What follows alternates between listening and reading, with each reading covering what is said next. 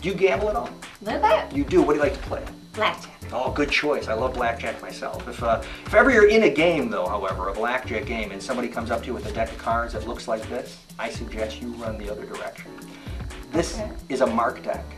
I know people don't normally tell you. This has got a tiny little blue spot on the back of the cards. That lets me know what the cards are as they pass by. It's hard to see, I admit, but it's marked in a second way. The second marking is these right here. You see that little 5 of hearts? That tells me that's the 5 of hearts.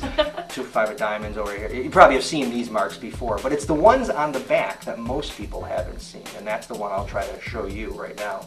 As I'm going through, just touch a card for me, whatever one you like. 9 of hearts, and how about another one? You did that so well, how about just one more?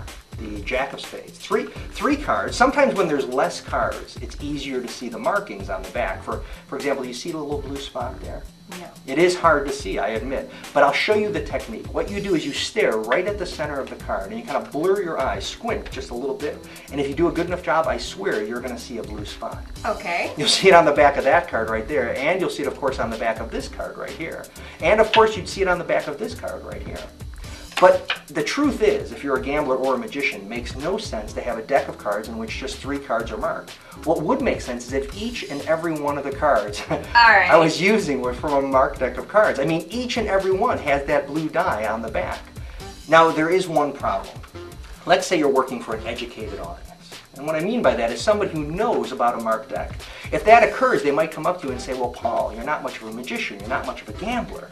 They'd be wrong. Well, the truth is, they'd be right, because they know I'm using a marked deck, which is why for them, I never ever use a marked deck of cards. Go ahead, check it out.